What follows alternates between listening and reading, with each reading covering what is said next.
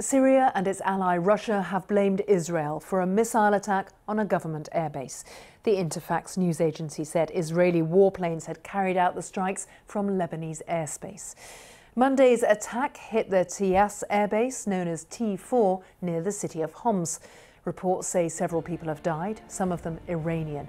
This follows a suspected chemical attack on a rebel-held area near the Syrian capital Damascus, an attack that has been blamed on the Syrian government. Our correspondent Yolande Nell has been monitoring events from Jerusalem.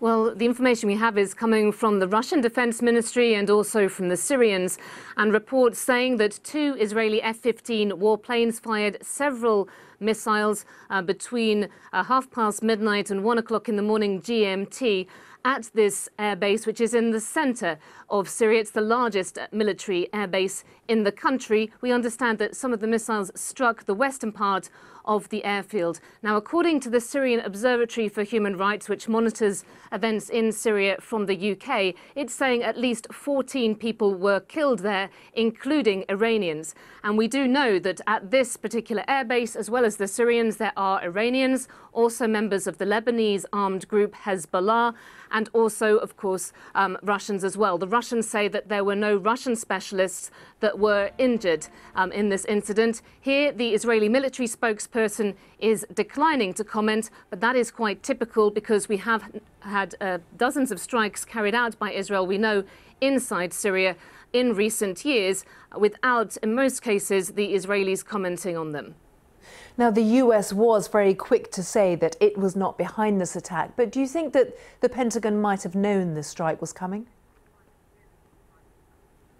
Well, certainly even the Syrians first suspected that it was the US that was behind this airstrike after that warning from President Trump after a suspected chemical weapon attack in Douma, in the rebel-held town there, that President Bashar al-Assad would have a big price to pay. Of course, the US is an extremely important ally of Israel, so we could expect that the Israelis would tell Washington what they were planning.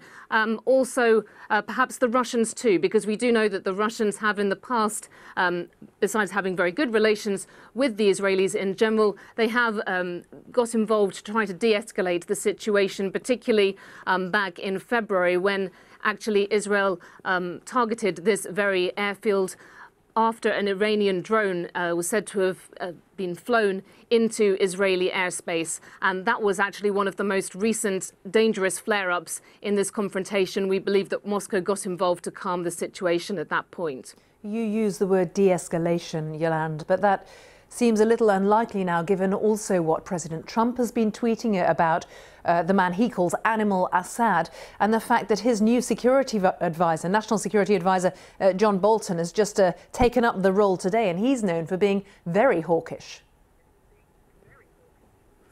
And indeed, and Israeli officials also have been coming out urging the US to take action against President Assad if, as seems to have been the case, his forces are found to have carried out this chemical weapons attack.